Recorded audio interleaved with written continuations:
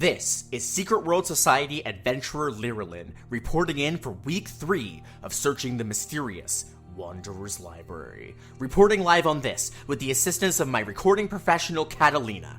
Hi! We are preparing to make our way through the mystical doorway into another world. Really? Lyrillin, this again? You're gonna do a whole adventurer monologue every week now? Why wouldn't I? Ani, you literally told me last week to do this sooner, so I am. Okay, I did. Can we just get in there? Wait a moment. Are you excited? Is that a thrill I can hear in your voice? I mean, obviously not. But I have another test tomorrow, and this thing is taking up my study time, and besides that, there's a lot of books in here in your field that could help with studying? Maybe. Well, it sounds like we're almost ready. Does everyone have everything they need? I got Carl. Carl? You know, the trail mix. I told you last week I was naming him in case a ladder got us. A ladder? Mars, what happened last week? Oh, nothing. I just tried to befriend a smiling ladder is all. And it tried to eat you? Just give it up for now. Pull the shelf. Let's go. And here we are. Hey, guys, does the layout look different to anyone else? We literally talked about this last week. Maybe try paying attention for once. I'm sorry? Hey guys, you're back. Come over. I've got new history for you. Oh, hey Rowan. We were just about to do our exploration. What's up? Don't worry about exploring this week. After you left, I went digging into the history to help you get caught up on things. I've been here for a few years now, so I know this place pretty well, but I realized I've never actually learned why things are the way they are. So, here we are. A history of all the Archivists, going back to when the library was founded. Oh my god. This is incredible. Where did you dig this up? Don't ask questions you don't want the answer to. Anyways, want to give it a read? Of course I do. Maybe we could go around reading it, kind of like a circle? Yeah, that sounds like fun. Let's do that. Alright, let's get started. Rowan, want to start us off? Sure. All wanderers are familiar with the librarians, mysterious alien entities that upkeep and maintain the library and assist patrons. The 3 major delineations of librarians are pages, docents, and archivists, though many minor variations exist to upkeep these archetypes. Pages are insectoid creatures that one can find swinging from the tops of shelves carrying bags of books to stack and arrange. Docents are much more common than the casual wanderer, the cloaked, mouthless humanoids carrying swinging lanterns from chains. They enforce peace, punish rule breakers, and serve as a guide for lost wanderers. The final type are archivists. While all librarians differ enough to be told apart, whether through size, color, or other distinguishing features, archivists can take almost any appearance. Most can be found at the librarian's desk, sitting in their chairs and approving checkouts, returns, or answering questions. The distinguishing feature of most archivists lies in their eyelessness and attachment to their chairs.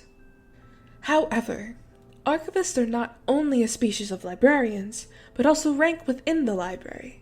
These esteemed individuals, granted the highest position available for their servitude to the library, are more often called the Chief Archivists or Grand Archivists to distinguish them from their blind namesakes. There is always a Chief Archivist. Upon death, the library itself chooses a successor through its librarians. As of writing, there have been 8 Grand Archivists of the library. Okay, let's see here. The first archivist is the namesake. They were also an actual archivist. A toadstool-like, eyeless creature attached a seat to their chair. The common image of an archivist stems from them. They were generally regarded by the wanderers familiar with them as a very authoritative type, a natural leader. They had a penchant for directing wanderers to their books without terrifying them in a way that archivists tend to do. While, like all archivists, they were a laconic and eldritch type of beast at times, they were also regarded as a leader of their fellow librarians. They worked in the background to serve the library, ordering the building and repairing of sections for the wanderers, and they were generally a little more than a head librarian. The role of Chief Archivist at this time was not much more than that. Their greatest achievement remains the main hall, the titanic common room at the center of the library. Its adaptive size allows it to host any amount of patrons on its wooden tables and study desks inside the muffled magic bubbles. Orientations for new wanderers are also held there. If the librarian's desk is the brain of the library, the main hall is the heart, and its construction displays the first dedication to their wards. May their soul live on forevermore. My turn. Okay, let's see. Little is known for certain regarding the second Archivist's identity. Their species, gender, age, appearance, and activity before assuming the role are all unknown. Their personality was, by all accounts, bombastic. A charming, affable, and charismatic individual, always willing to help lost wanderers. Their effects on the position of Archivist cannot be overstated. The first Archivist fulfilled their role exceptionally, but the second expanded the position's scope and power dramatically. The Grand Archivist went from simply a leader and director of librarians to something else entirely. The second set the precedent of constructing new facilities for wanderers, of acquiring media beyond literature for the shelves, and of instituting magical defenses against invaders and burners. The Archivist became the closest thing that existed to a head librarian, with the associated respect coming from all wanderers. They were regularly sought out for advice, inquiries, and arbitration by patrons. Perhaps most importantly, the second constructed and maintained the 5 archives, gigantic vaults beneath the library, housing things from magical artifacts and dangerous secrets to mundane necessities for the library's function, like boilers and storerooms. While some wanderers took a vicious stance against this perceived suppression of knowledge, the second celebrity more than convinced most people of the importance of it. It is believed the lack of identity behind the second is intentional. When they were elevated to their position, they shed all trappings of their previous existence. They abandoned any identity they had built to truly devote themselves to the service of the library, the true Archivist. May their soul live on forevermore. My turn. The thirds were a unique case among librarians. Farah and Pharos Zorvar, fraternal twins, gifted scholars, and beautiful nobles of high birth, they were both selected to be chief archivists. It is unclear whether the library mistook them for the same person or whether this was an intentional design. Regardless, it panned out particularly well. Pharos provided a gentle touch and friendly public face to cater to the wanderers with matters in need of arbitration or concerns, and Farah provided a shrewd and learned approach to the upkeep and maintenance to the library. Together, they led the construction of the Sticks, a housing project around the titular stick, a gargantuan tree sprouting from the floor of the library. Through magic and librarian labor, a sort of tree skyscraper was constructed around it, providing free and available housing for wanderers who wished to make the library home. Infinitely bigger on the interior, the Sticks ushered in a new area of library history, giving it permanent residence and places for them to live. The thirds led this area. May their souls live on forevermore.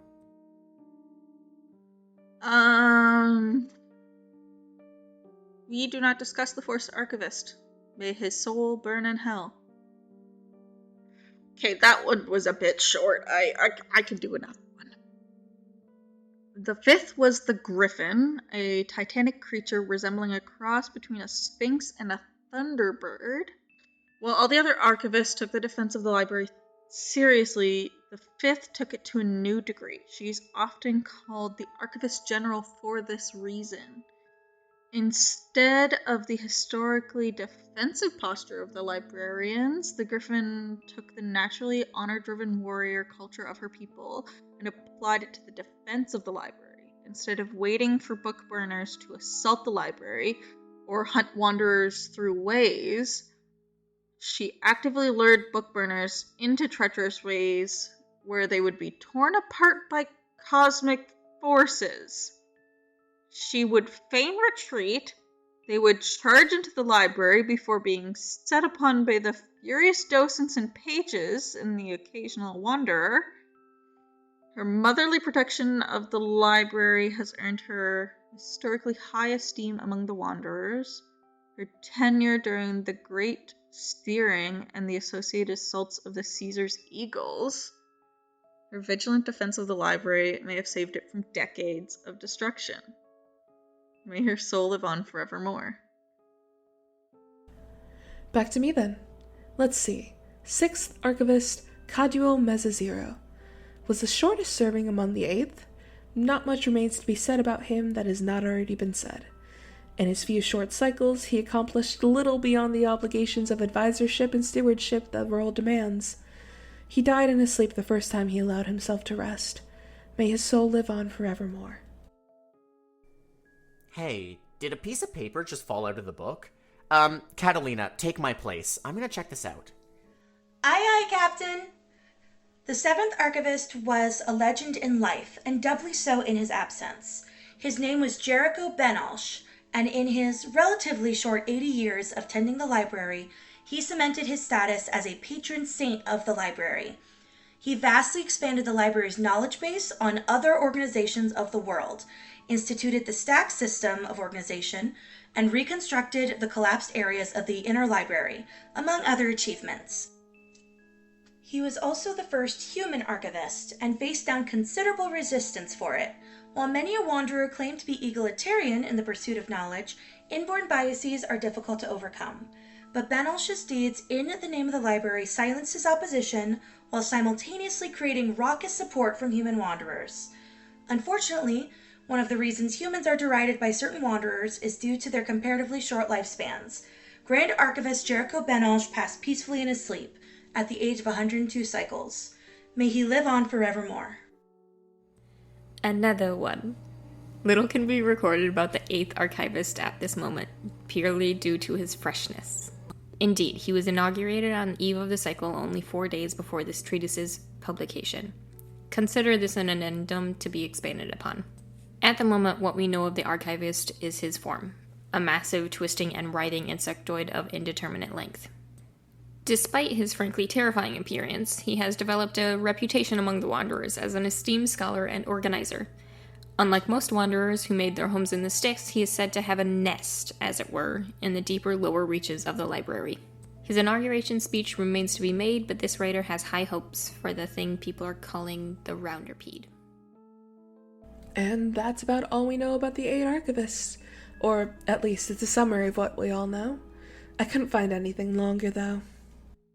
So that whole thing with the 4th Archivist, did anyone get a weird feeling? Well, good news. Looks like someone stuffed a piece of paper in there about him. I'm honestly not entirely sure how it got there. Like, someone wanted us to find it? Looks like it. It's not cataloged. There's no codes or IDs or other systems to find it. It's entirely handwritten. Just a moment. Do you hear that? This is for those of you who never forget your fellow man. I cannot remember what used to be me. Oh, but it is certain I can remember others I used to be. Some days I am a young girl finding her very first stuffed friend in the marketplace. Other days I become a powerful aristocrat watching his estates from an ivory tower. But these are just the fleeting, absent-minded droppings one sees every day. When I pick through the older albums, I have a few that keep me coming back to them. A blind man seeing light for the first and last time, another first kiss, a boy being sent to war, waving goodbye from the boxcar to his weeping family. Sometimes I can almost see them for who they were, but then the lights dim and the feelings pass by me. My favorite memory is the first that I know might not belong to another, before I forgot how to forget. They are the lost recollections of a young man, eager, intelligent, There is endless opportunity and bounty laying before him, and he is all too able to take it for himself. I watch him for many years as he grows from a small boy to a man. I feel his joy and his pain, but he always wished to know more. Even with access to all the world's knowledge, he still yearned for more. So when he sees he cannot know everything, the man is troubled. Some of the memories get fuzzy around here, since we weren't exactly thinking straight. I believe the man became despondent, locking himself in a remote wing of the library and reading everything he could get his hands on. The pile of books grew around him, rotting as he discarded them for other texts. Soon he lost his prominence within the library and descended into a myth. The reading man who devours knowledge without satiation. Many patrons came and went, hearing the legend and seeing it as just that, a legend. Then one day, something peculiar happened. The reading man, engrossed in his texts as he was, put his book down and looked up. He had read them all, but he did not yet know everything. The reading man was horrified. How could it be, he thought, that he had read every piece of literature that could have ever existed and still not know everything there was to know? Then he knew. He could not know everything if knowledge was still being made. Other patrons had foolishly taken their knowledge and shared it with the outsiders. As long as new knowledge could be created, no man could have it all. I cannot say what he did next, for it is irrelevant in our new age, but it took him months to creep to the very center of the library and release terrible forces into the halls. This was a time before the rediscovery, when we were not as prepared for an attack. After all, what monster destroys a library? We know better now. In time, the forces were made to return to their cages, and the beast who had released them suffered the consequences. They knew he saw all knowledge, so they stripped him of his mind and cast him into a deep pit. Some say he crawled out, but remained a mindless beast, prowling the halls at night. But this is not true. I am the one who remembers what falls between the walls, the purveyor of the lost memories. I have seen the lives of every man and woman, and my collection grows every day. I will keep them in albums, and sometimes I may relive the lives of the countless.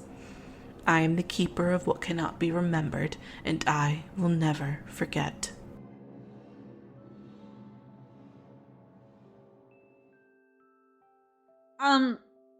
Real quick. What the hell? Did the library just speak to us? That, or the fourth archivist.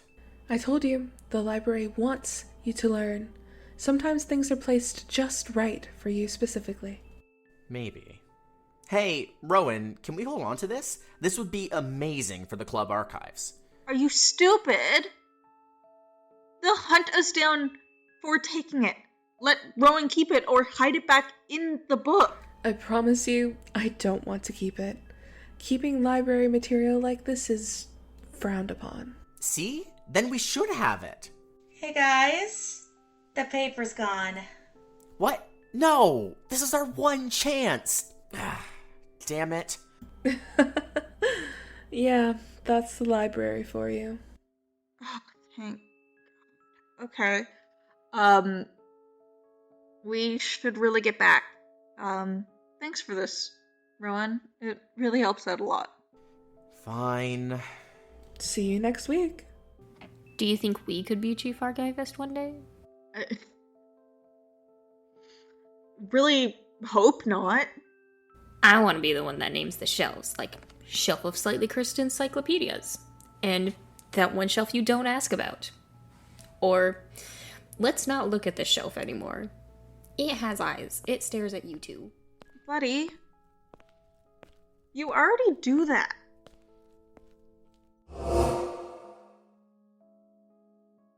And that's it for today's episode. So, as usual, I want to take a couple moments to go through the credits and give thanks to the people who worked to make this episode possible. First, I'd like to thank our many voice actors, including Kit, who played the role of Ani, Esme, who played the role of Catalina, Moss, who played the role of Mars, and Echo, who read the story The Forgotten. I would also like to thank the authors who wrote the stories here. You can probably hear me scrolling down to get to them. In particular, I want to thank Rounder House, who wrote the story An Abridged History of Chief Archivists, as well as RJB_R, who wrote The Forgotten. Both of these stories can be found on thewandererslibrary.wikidot.com, or just look up The Wanderers Library on Google. I'd also like to thank Kevin MacLeod, who wrote the music that you can hear in the background of this episode. If you want to listen to his music and more, head on over to incomtech.com. And also like to thank you, the listener. I know for our first couple episodes, we've been running into a few microphone issues and just issues in getting everything normalized and sounding up to the quality that we're looking for. I know it's not exactly what you all might be looking for in these types of episodes, but we are almost there in getting everything figured out, and it's just a few more of these before the quality is going to shoot right back up. So once again, thank you all so much for watching or listening to today's episode. Feel free to check out my other shows on CHSR 97.9 FM or over on Spotify, Apple Podcasts, YouTube, and other podcast platforms. Take a look. I've made shows such as Welcome to the Foundation, as well as The Chronic Pain Club, which is airing just after this show. So stay tuned for the next few minutes. You're going to be listening to a little bit of music if you're listening live, and then we'll be having our next episode. So I'll see you all next time.